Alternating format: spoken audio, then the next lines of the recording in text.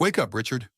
Her voice was calm but cutting as Oliviana lifted the silver bucket and poured ice water straight onto the face of her supposedly dead husband, lying motionless in an open casket.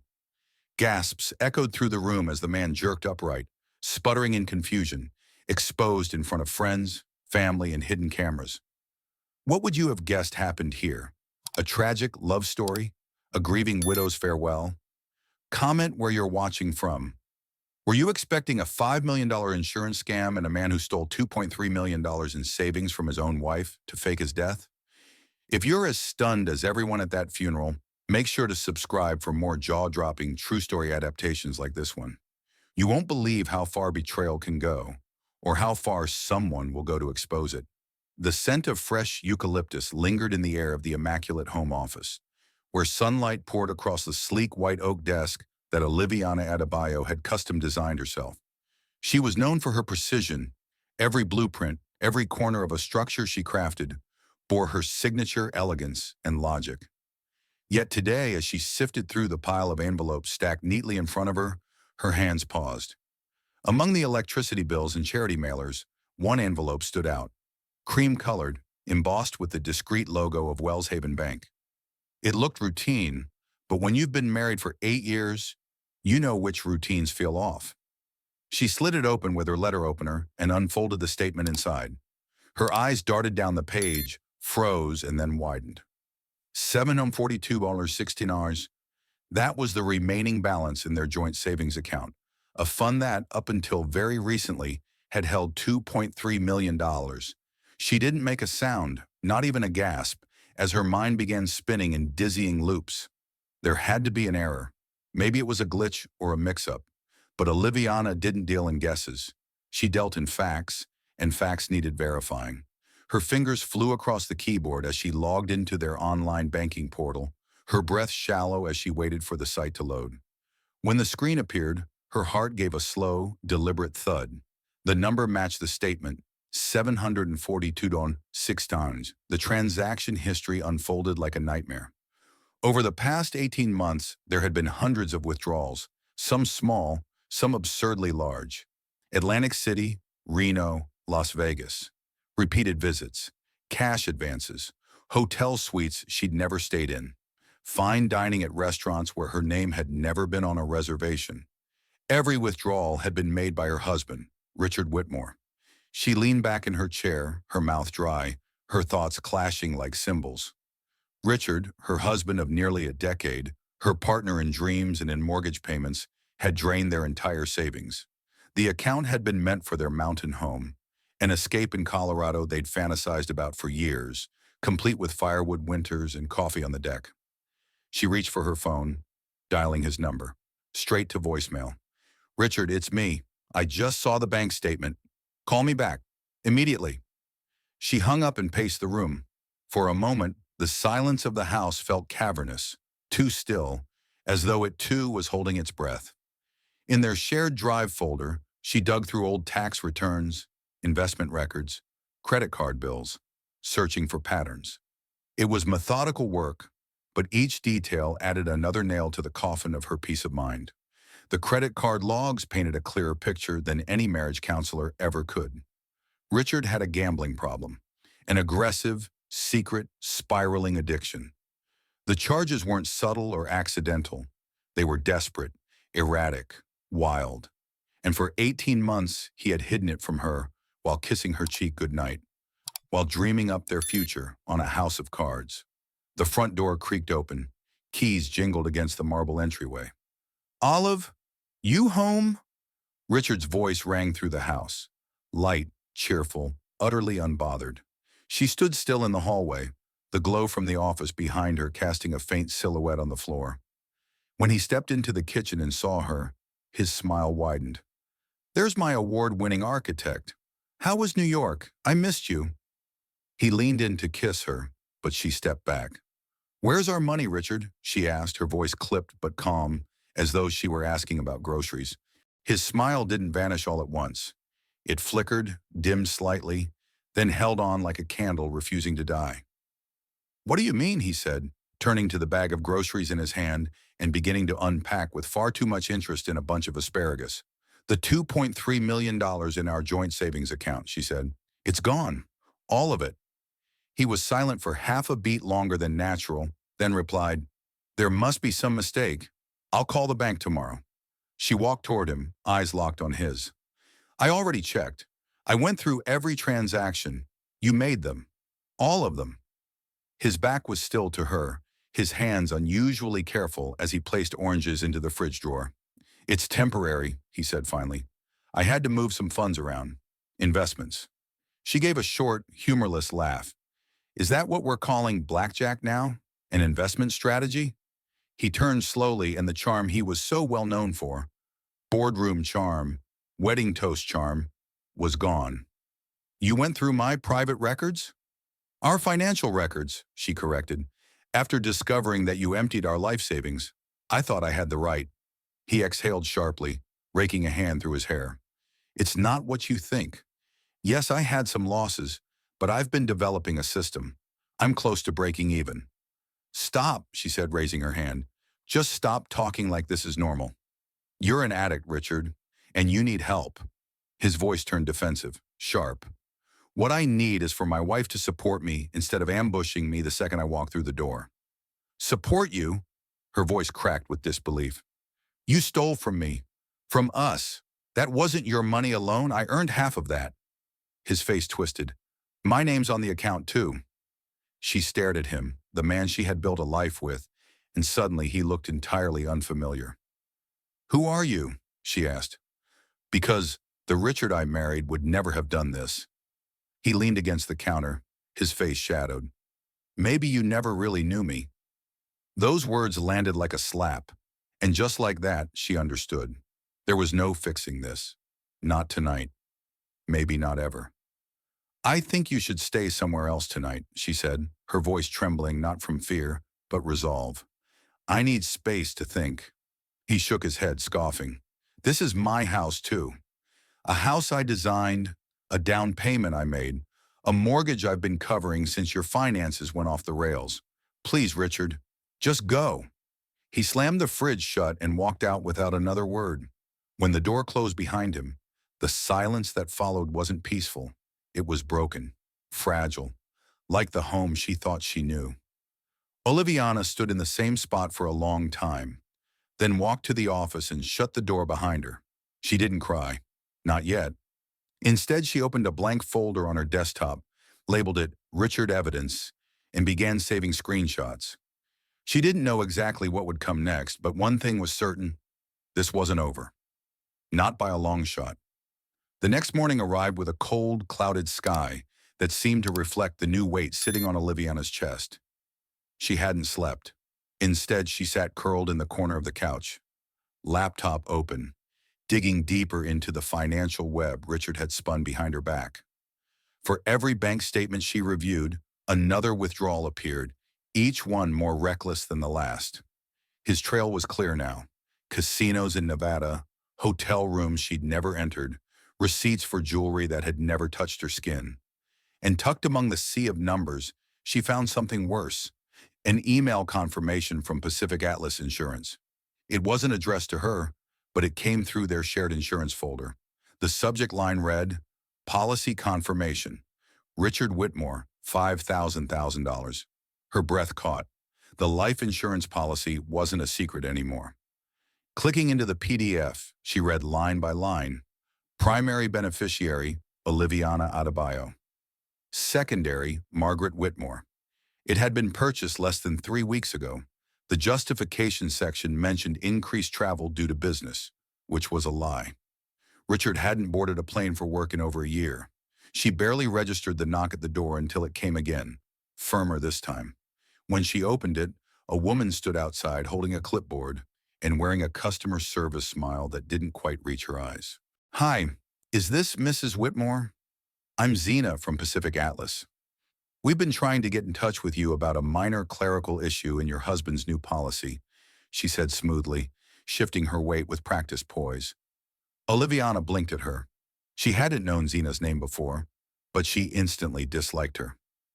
What policy? She asked, watching the woman carefully. There was a flicker, barely perceptible, in Zena's eyes before she recovered. Oh, the $5 million term life policy your husband initiated. It's all routine. He listed you as the primary beneficiary, of course, but there was a mix-up with your mother-in-law's social security number as the secondary. We just need to verify a few things. Oliviana kept her expression neutral. I wasn't aware my husband had taken out a new policy, she said. Zena hesitated, then gave a rehearsed chuckle.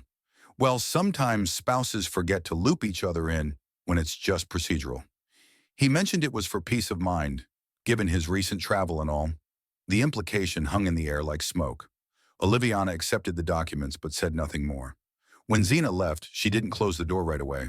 She stood in the doorway, staring at the horizon beyond their manicured lawn, already sensing a storm none of the neighbors would see coming. By late afternoon, the sky had turned gunmetal gray, and her phone rang again, this time with a number she didn't recognize. When she answered, the voice was male, clipped and official. Mrs. Whitmore, this is Officer Crane with the Coast Guard. I'm afraid there's been an incident involving your husband's vessel. The words hit her like cold water. She gripped the phone tightly, barely managing to respond. What kind of incident? She asked, though her gut already knew. Officer Crane didn't waste time. His boat was found drifting unattended about 3 miles offshore. There's no sign of your husband. We've launched a search and rescue operation, but I must prepare you. Given the water temperature and the time elapsed, survival chances diminish rapidly. She sank onto the nearest chair, her fingers trembling, but her mind disturbingly clear. The timeline, the insurance policy, the sudden disappearance, everything clicked into place like puzzle pieces that had been waiting in the dark. When was the vessel found? She asked quietly. Just after 5:30 p.m., he replied, but based on conditions, we estimate he went overboard at least 45 minutes prior.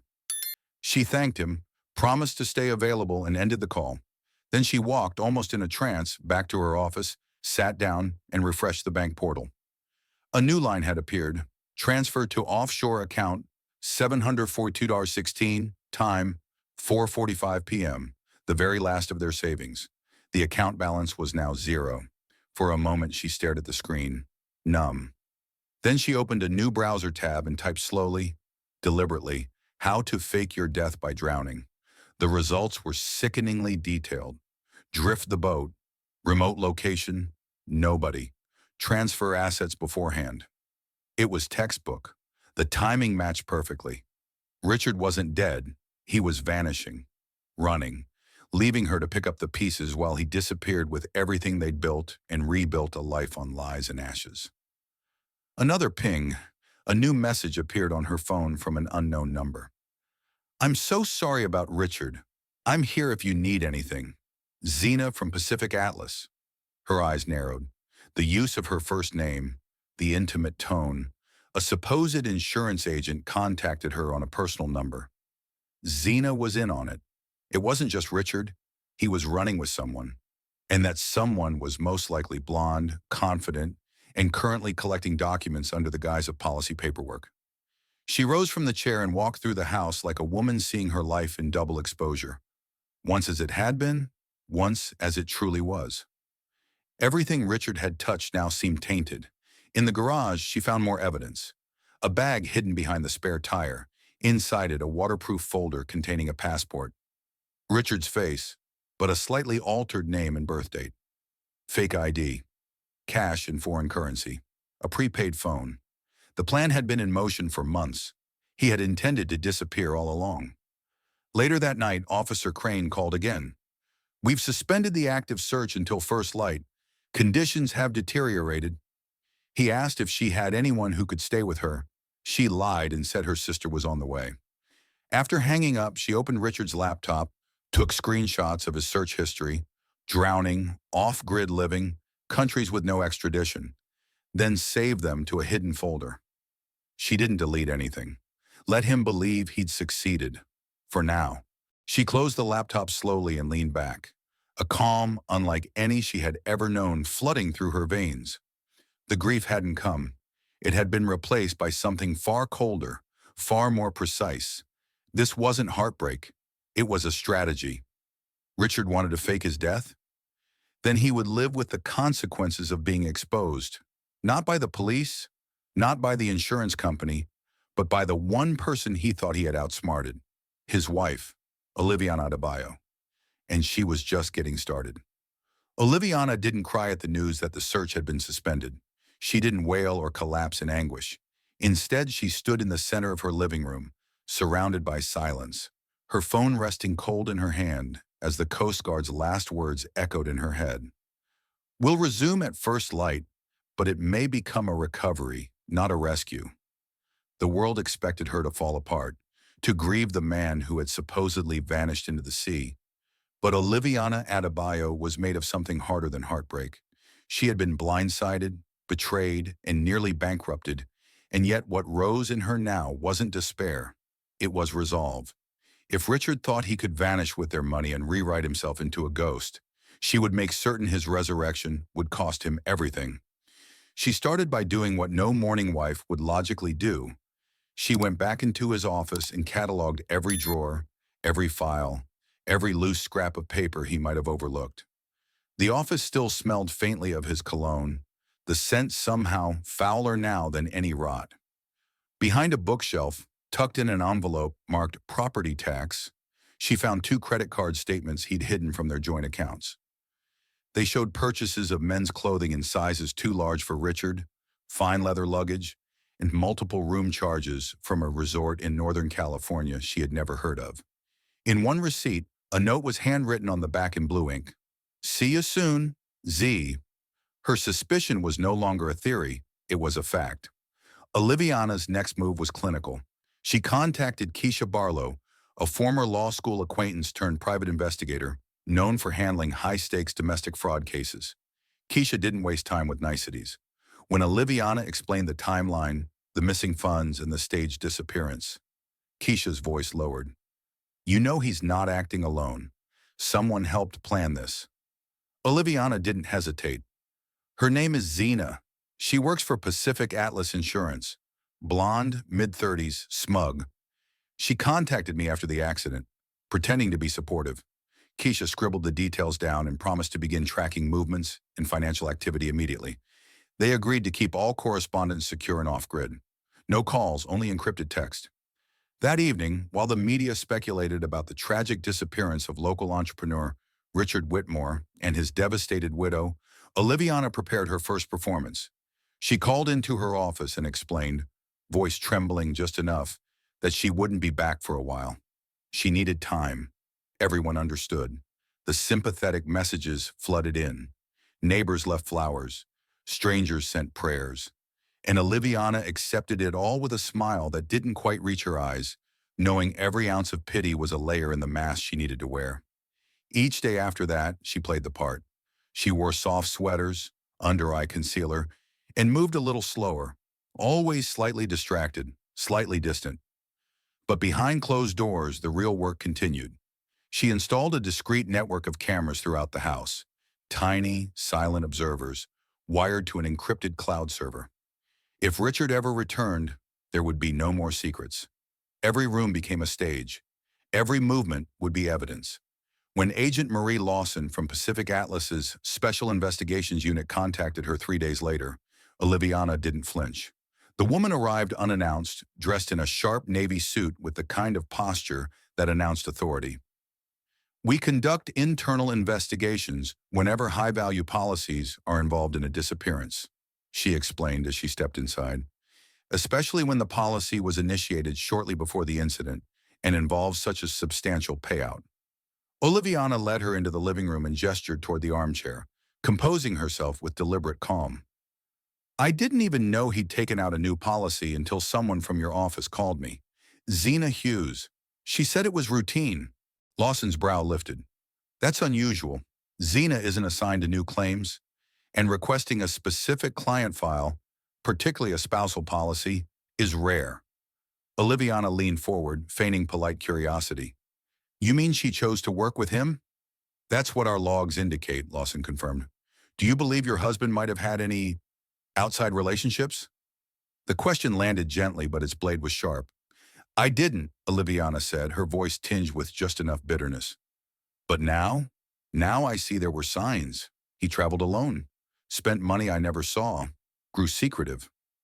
Lawson nodded and produced a card. If you think of anything else, no matter how small, please contact me directly. We're looking closely at everyone involved, including Miss Hughes. After she left, Oliviana stood at the window, staring out as the investigator drove away, and thought about how many eyes were now turning toward her house. But they weren't watching for a grieving widow. They were watching for evidence of fraud. That meant she had allies. And more importantly, it meant Richard's plan was unraveling faster than he'd ever anticipated. Keisha's first report arrived that night via secure message. It included grainy photos of a black SUV parked behind a cabin in the woods near the state border. The rental had been paid in cash 3 weeks earlier under the name David Miller. But the man in the photos, caught briefly on a security camera when stepping onto the porch, was unmistakably Richard. In the background, barely visible, was a woman with long blonde hair. "It's him," Keisha wrote. "And her. They're holed up together. He's not just running, he's settling in." Oliviana stared at the image until her eyes burned. So this was the end of their story. Her house traded for a hideaway cabin, her loyalty for a bottle blonde accomplice. But she didn't rage. She didn't scream. Instead, she copied the photo into her evidence folder and labeled it proof of life. It wasn't enough to catch him, not yet, but it was a start. Before bed, she stood in front of the mirror and looked at herself. Not at the circles under her eyes or the slight tension in her jaw, but at the steadiness in her gaze. Grief hadn't taken her. Shock hadn't drowned her. She was still standing, still thinking, still hunting. And Richard Whitmore, wherever he was, still believed he'd won. That was his greatest mistake, because while he had faked death, Oliviana had faked grief, and only one of them would get to play their role to the end. It began with a knock, not frantic, not urgent, just 3 calm raps against the mahogany front door, as if the caller had every right to be there. Oliviana had been in the kitchen, pouring tea she didn't intend to drink, her mind consumed by a spreadsheet of Richard's offshore transfers. At first, she thought it was the neighbor again, bringing yet another casserole or card filled with sympathetic platitudes. But when she opened the door and saw him, soaked, gaunt, his lips trembling with practiced fragility, she didn't speak. She simply stared into the face of the man the world believed was dead. Richard looked smaller than before, like someone who had been through hell and was still haunted by its smoke. His hair was wet and tangled, his shirt clung to his frame, and his eyes searched hers with desperate calculation. "Olive, it's me," he whispered, voice cracking in a way that might have passed for genuine if she hadn't already seen the security footage of him laughing on a cabin porch with Zena. "I don't remember much. I woke up in a hospital, no ID, just fragments. I didn't know where I was." He reached for her hand, but she stepped back. Not enough to alarm him, just enough to assert control. "Come in," she said, her voice perfectly measured. "You must be freezing." She watched as he crossed the threshold, a ghost returning to the home he tried to vanish from. He collapsed onto the couch as though each cushion offered a salvation he didn't deserve. She handed him a towel without a word, then sat across from him, one leg folded, eyes unblinking. "When did you remember who you were?" she asked, letting the question hang like a trap. "Just last night," he said, gripping the towel like a lifeline. "Flashes started coming back. Your name, this house, the boat. I was on it. Then something happened. I fell. I don't know how long I was in the water." Oliviana nodded slowly, feigning contemplation. Inside, every cell in her body was pulsing with fury, but she kept her exterior flawless. "The authorities will want to know," she said gently. "You've been declared dead. They've stopped the search." He flinched at that, his face contorting with mock guilt. "I didn't mean for any of this. I'm sorry, Olive. I swear, if I'd known—" "You didn't know your death would hurt me," she interrupted, her tone soft but laced with an edge, sharp enough to draw blood. He looked away. "I'm tired," he muttered. "Can we talk tomorrow?" She nodded again. "Of course. I'll get the guest room ready. You need rest."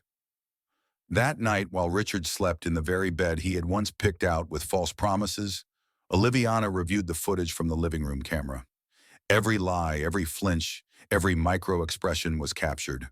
She cataloged it all, not for the police, not for the insurance company, for herself. She needed to see him squirm. She needed proof of his unraveling, and it had only just begun.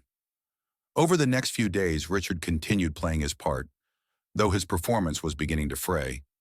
He'd sit at the breakfast table, staring into his coffee, murmuring about foggy memories and emotional trauma. But Oliviana could tell the stories were rehearsed. When she asked specific questions, like the name of the hospital he supposedly awoke in or how he made it back to town, his answers became vague, evasive. "I think it was near the border," he said one morning. "They didn't tell me much. I was just confused." She played the concerned wife flawlessly. She asked if he needed a therapist, offered him books on trauma recovery, and even suggested they speak to the police together to clear things up. He always declined. "I'm not ready," he'd say, rubbing his temples. "Too soon." But it wasn't grief holding him back. It was fear.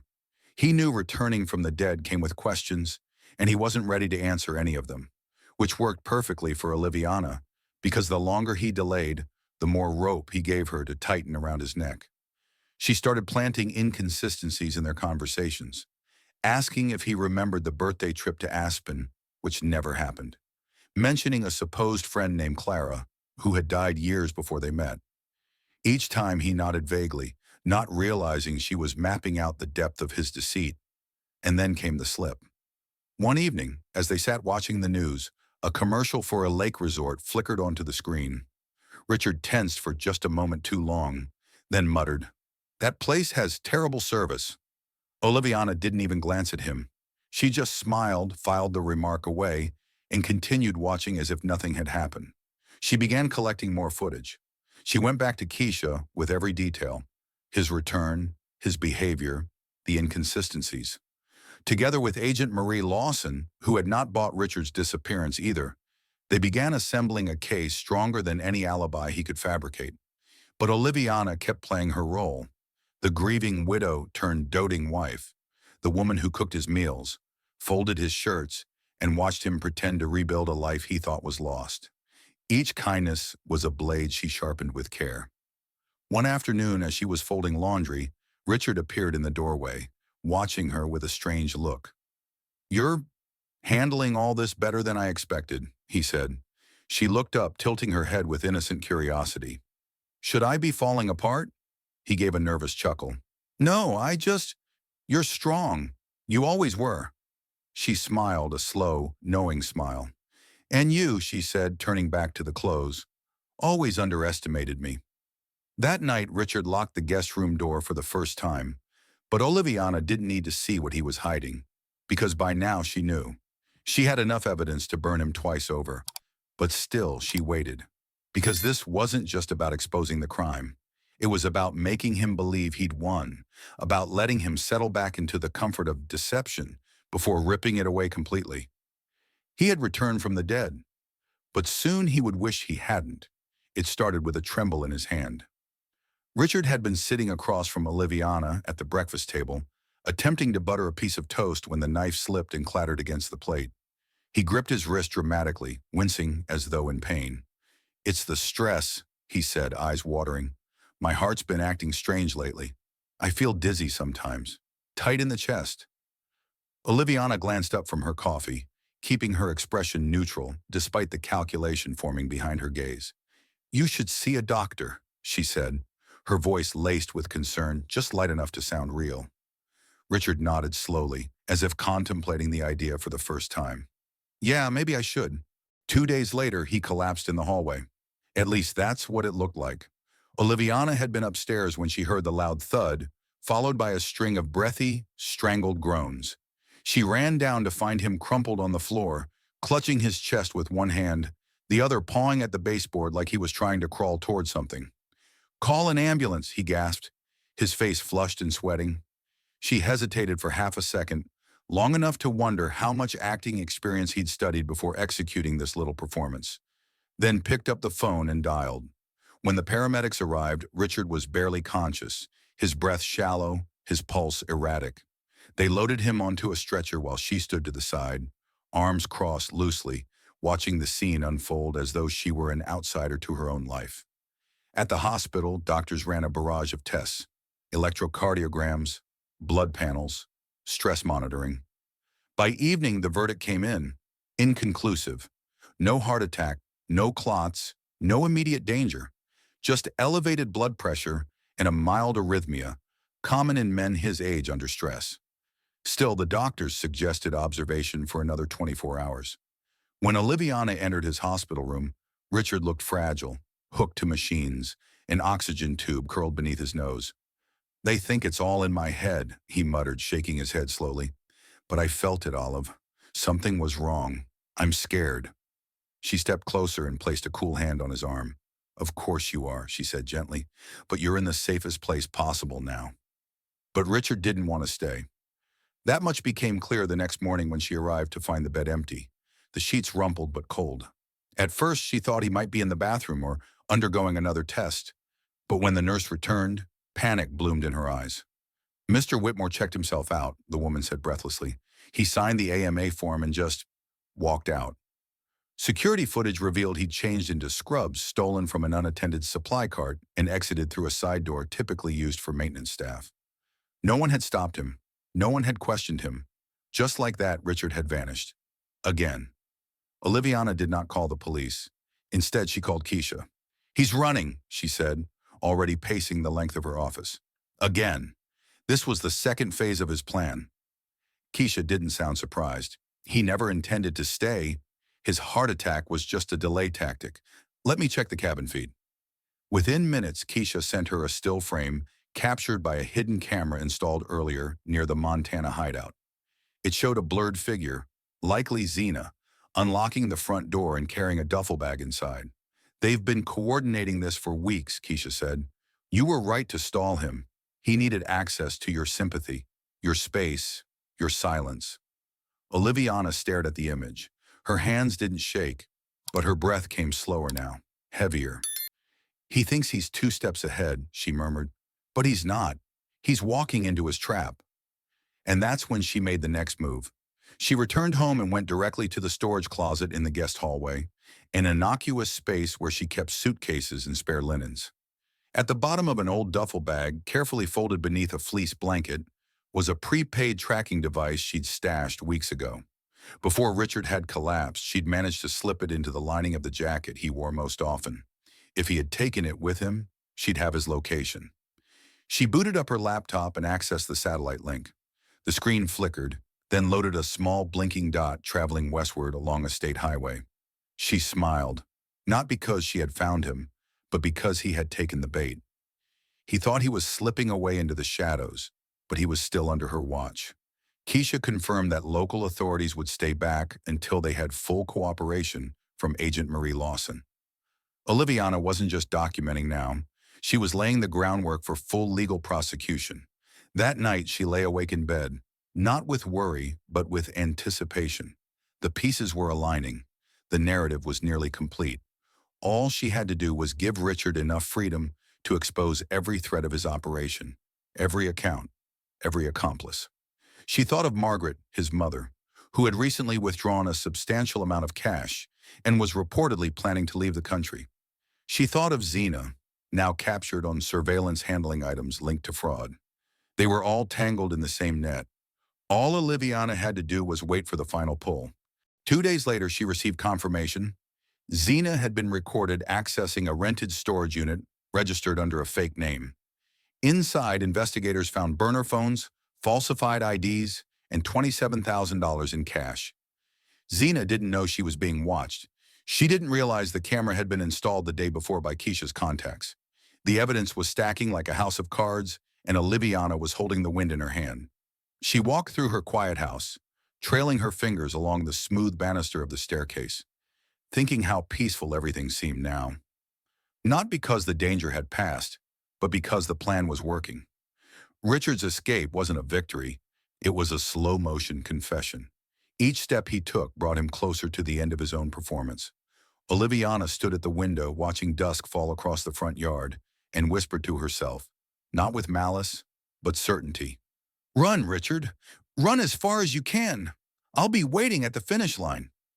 The air inside the house had taken on a new kind of silence, one that didn't simply linger but watched. Oliviana walked slowly through the hall, past the framed wedding photo of her and Richard. Past the piano she hadn't touched in weeks. Her face revealed nothing, but her mind moved like a machine, precise and merciless. She had mapped out every lie, every betrayal, and every step of Richard's escape. Yet now she was preparing for the final act. Not one of violence or confrontation, but of theater. If Richard could stage his death once to escape justice, she would stage it again to bring him back into its grip. And this time, the coffin would open on her terms. The plan had begun with a conversation, low and cautious, with Dr. Ivan Moreno, a physician who owed Keisha a favor from a past indiscretion she had helped cover.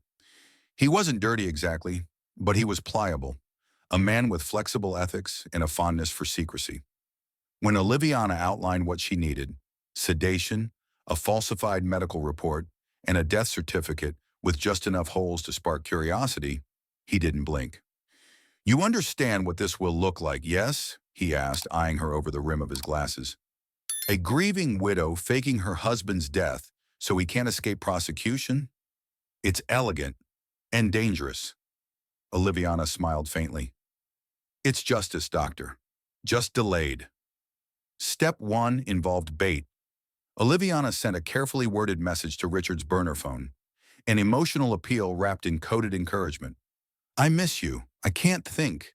It's all too much. Come home just once more, so we can say goodbye right."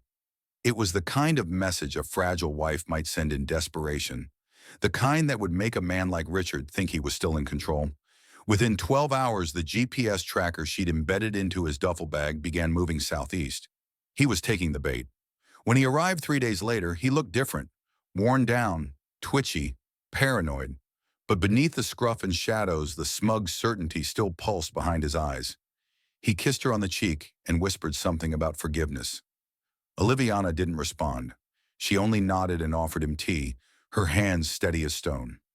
That night, while he slept in the guest room, Dr. Moreno arrived quietly through the back door, carrying a medical bag and 2 vials. He administered the sedative swiftly, just enough to induce unconsciousness, but not enough to cause harm.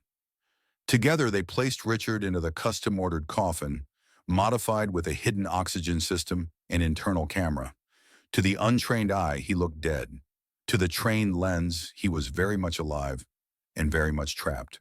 The death certificate followed a day later. Cause: cardiac arrest due to psychological trauma. Time of death: 2:12 a.m. The body was claimed by the grieving widow. The funeral was scheduled with haste. Keisha handled the invitations, curating a guest list that included family, friends, reporters, and most importantly, officials from the insurance company and law enforcement who had quietly been monitoring Richard's fraudulent trail. Zena received a tip-off from a mutual friend about the service and was expected to attend. Every seat was a trap. Every camera lens was a witness. This wasn't a burial. It was a stage. On the morning of the funeral, Oliviana dressed in black. No veil, no drama. Her posture was regal, her expression composed. As guests filed into the chapel, whispering condolences and trading murmurs of disbelief at Richard's return and sudden passing, she walked calmly to the casket and placed her hand gently on the lid. Inside, Richard lay sedated but breathing, unaware that his greatest performance had become his greatest undoing. The internal mic, wired to her earpiece, gave soft readings of his pulse and breath. He was stirring. Perfect timing. Agent Marie Lawson sat in the back pew, silent, flanked by 2 officers dressed in plain clothes. Zena had arrived moments earlier, dressed in a navy dress far too glamorous for mourning. She sat alone, her posture rigid, her eyes flickering toward the casket as if trying to read its secrets. Oliviana took her place at the podium, cleared her throat, and began to speak. "Richard Whitmore was many things," she said, her voice steady. "A husband, a businessman, a dreamer, and, as it turns out, a master of deception." A ripple moved through the room, and several heads turned, unsure if they'd heard correctly. Oliviana continued, her tone sharpening. "He faked his death to avoid the consequences of his actions. Embezzlement, fraud, betrayal. He ran, and then he came back. And when it became clear that the truth would catch up with him, he planned to vanish again. But today, Today, we're done pretending. She stepped down from the podium and lifted the silver bucket that had been placed beside the altar. Ice clinked against metal as she turned toward the casket. "Wake up, Richard," she said, and with one swift motion, she poured the entire contents over his face. Gasps erupted. The casket jolted. Richard coughed, sputtered, and blinked violently as cold water snapped him from sedation. He tried to sit up, disoriented, only to find himself surrounded by faces filled with horror, anger, and most satisfyingly, recognition. "What the hell?" he started, but the officers had already moved. In seconds, the lid was flung open. Hands gripped his arms, and he was pulled upright as the room exploded into a frenzy of camera shutters and raised voices. Zena stood in shock, her mouth half open, her legs frozen, but she didn't move fast enough. Keisha stepped behind her, holding up her badge. "Zena Hughes, you're under investigation for conspiracy to commit insurance fraud and aiding in the evasion of justice. You'll want to come quietly." The blonde's face crumbled, not in tears but in calculation. Her escape route had closed. Her gamble had failed. As Richard was led away in cuffs, dripping and cursing, he turned back toward Oliviana, betrayal etched into every wrinkle of his face. "You planned this," he growled. "You set me up." Oliviana didn't flinch. "No, Richard," she said calmly, her voice rising just enough for all to hear. "You set the stage. I simply gave the audience the ending they deserved." And with that, she turned from the chaos and walked out of the chapel, leaving behind the man who thought he could cheat death, and instead met justice, one drop of ice water at a time. The news broke before midnight. It spread faster than wildfire, igniting tabloids, local broadcasts, and online forums. "Dead man awakens at own funeral." "Insurance fraudster caught in coffin sting." Footage of Richard Whitmore, soaked and handcuffed, being dragged from his own casket played on repeat, shared across every screen in the country. By sunrise, Oliviana's name was trending, but not as a widow. No, she was now the mastermind, the woman who outsmarted a con artist, the widow who turned a funeral into a trap. But while the world marveled, applauded, and speculated, Oliviana remained calm. She knew the hardest part was still to come. Because Richard wasn't just a man undone, he was a wounded predator, and predators are most dangerous when cornered. At the county holding center, Richard remained silent through the night. He refused food, declined a lawyer, and said nothing during initial intake. The guards found him unsettling. He didn't rage or bargain. He simply stared through the walls as if already plotting his next move. By morning, they transferred him to a secure medical facility for psychiatric evaluation. He had feigned trauma before. Now he was playing the long game again, positioning himself as mentally unstable, unfit for trial, a victim of his own delusions. It was a performance with high stakes. If successful, it might delay the proceedings by months, maybe years. Oliviana was briefed by Agent Marie Lawson in a meeting room that smelled faintly of dust and printer toner. "He's claiming amnesia again," Marie said, flipping through the report. "And this time he's adding hallucinations, dissociative episodes, even auditory distortions. It's textbook manipulation. But the judge has ordered a full evaluation regardless." Oliviana listened without expression. "He'll run," she said flatly. "He always does." Marie looked up. "We've assigned surveillance, armed detail. He's not going anywhere." But Oliviana didn't believe that. She'd seen Richard's eyes in that coffin, dilated, calculating, waiting. He hadn't accepted defeat. He was simply stalling for his next exit. Her instincts proved correct less than 48 hours later. The hospital reported it as a medical emergency, a sudden cardiac collapse during a psychiatric exam. Alarms had blared, staff had scrambled, and in the chaos, Richard disappeared from his room, replaced by a nurse who'd been knocked unconscious and left in a supply closet. Security footage showed Richard in scrubs again, slipping through a side stairwell with alarming ease. By the time authorities realized what had happened, he was already off-grid. The second ghosting had occurred, but this time, Oliviana wasn't the only one who'd seen it coming. Marie stormed into the safe house where Oliviana had been relocated. "He's gone," she said through gritted teeth. "He staged another episode, took advantage of a blind spot during a code blue." Oliviana barely looked up from the newspaper she'd been reading. Then let him run, she said. He's not free. He's desperate. That makes him stupid. Marie exhaled sharply. We'll lock down his accounts, alert Border Patrol, scrub every alias we know of. Oliviana stood, folding the paper with surgical precision. You won't find him until he wants to be found. But I know where he's going. Because while the authorities scrambled, Richard's ego remained predictable. He wouldn't disappear into the jungle or the mountains. He needed one last performance, one final strike at the woman who'd turned his masterpiece into a farce. And Oliviana knew it.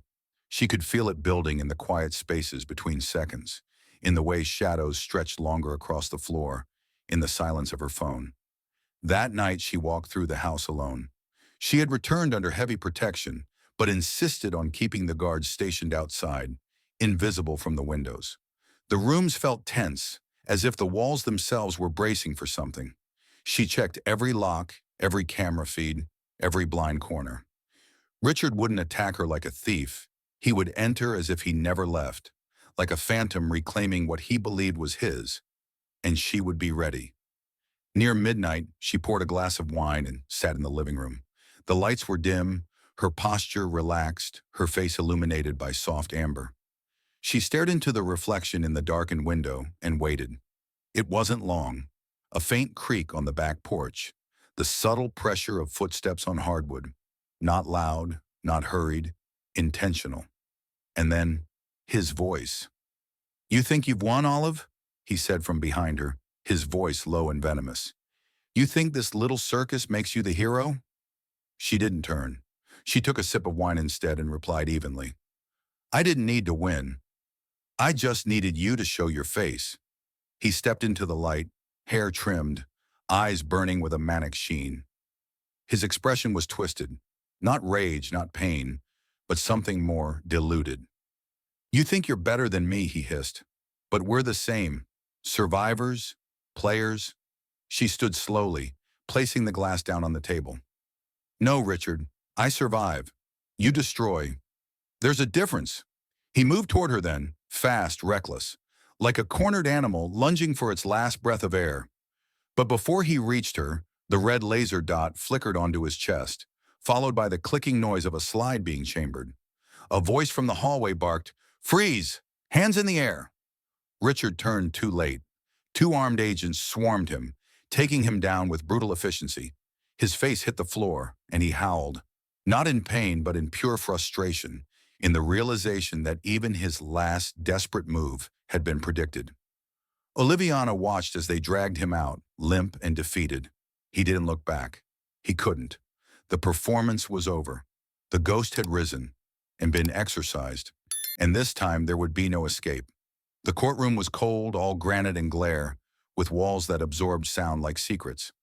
Oliviana sat in the front row, her posture composed, her gaze unwavering. Richard sat across the room, shackled, his face drawn and pale, his once slick hair now reduced to a dull mat. He had traded designer suits for a standard-issue jumpsuit, and the only thing that remained of his former self was the flicker of entitlement still burning behind his eyes. But even that was dimming. The trial was swift, not because justice came easily, but because the evidence was suffocating. Financial records, surveillance footage, the funeral video, each one layered with precision, each one stripping Richard down to what he truly was, a fraud, a coward, a man who tried to play God and ended up caught in his resurrection. When the prosecution played the video of the coffin scene, the room held its breath.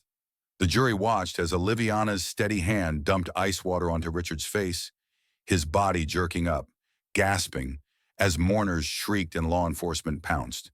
It wasn't just shocking, it was operatic, a perfect reversal of roles where the dead revealed the truth, and the living had no place to hide. Richard tried to explain it away as confusion, stress, mental instability, but his words were brittle, hollow, and contradicted by 100 recorded details. His voice cracked when he spoke of trauma. It faltered when he spoke of love, and it broke entirely when the prosecution introduced Zina. She arrived in cuffs, flanked by two officers, her face bare of makeup, her hair limp and dull. Zina took a plea deal, 5 years for conspiracy and fraud in exchange for her full cooperation. Her testimony was cold and transactional. She described how Richard had approached her with the plan, how they had mapped out every step, how they chose a country without extradition, how they rehearsed his death in a hotel bathtub before attempting it at sea. Her words sliced through the courtroom like razors, not because of their venom, but because of their precision. She didn't lie to save herself. She told the truth to cut him loose. Richard didn't look at her. He didn't flinch when she said his name. But when she described him as a man who believed love was a tool and people were currency, his jaw tightened. That was the wound that bled, his image, his legacy, not the betrayal, not the consequences, just the knowledge that the world saw him for what he was. When the verdict was read, it echoed like a bell tolling through a crypt. Guilty on all counts. 15 years. No parole. Oliviana didn't cry. She didn't smile. She simply stood, nodded once, and walked out, her heels clicking against the marble floor with quiet finality. The press swarmed her as she exited the courthouse, microphones flashing, voices shouting questions. How does it feel to bring him down? Was it revenge or justice? Will you testify in similar cases? She paused only once, turning to the sea of faces and saying clearly, it wasn't about revenge. It was about truth. And truth, like water, finds its way through everything. In the months that followed, Oliviana did not retreat into privacy or vanish from the public eye. Instead, she did what Richard never expected. She built something. The Second Chance Fund was launched from a modest office downtown, staffed by survivors, lawyers, and volunteers who knew too well the sting of betrayal. Its mission was simple: to help those who had been conned, deceived, or emotionally manipulated reclaim their lives, not just with money but with resources, therapy, legal aid, and a voice. It wasn't about erasing the past. It was about rebuilding over it. The fund's reception was overwhelming. Letters poured in from women, men, even children, each one a mosaic of wounds and resilience. Some had lost money, others had lost years. Some had lost faith in people altogether. But they all recognized something in Oliviana's story, a reflection of themselves. She became reluctantly at first a symbol, not of vengeance but of vigilance, of what it meant to survive with dignity. Her TED Talk, viewed millions of times, was called When the Mask Falls, Surviving the Second Death. In it, she described how grief can be real even when the person you're grieving is alive, and how betrayal can sharpen you if you don't let it define you. The symbol of the fund sat in the lobby, a silver bucket on a marble pedestal, the same model she used to wake Richard from his coffin. Polished, gleaming, it bore a single inscription: "The truth, like water, overcomes." It wasn't meant to mock, it was a reminder. That exposure isn't always loud, and justice doesn't always come wrapped in gavel blows. Sometimes it comes drop by drop until the dam breaks. Oliviana remained involved, but she let others speak too. She trained investigators on emotional manipulation tactics, consulted with federal agencies on relational fraud, and declined several offers to write a memoir. "It's not about me," she told a journalist once. "It's about what happens when people stop doubting their instincts and start documenting the truth." When the FBI invited her to assist on a task force examining relationship-based fraud rings, she accepted quietly. Not because she needed recognition, but because she understood the game now, its players, its patterns, and its consequences.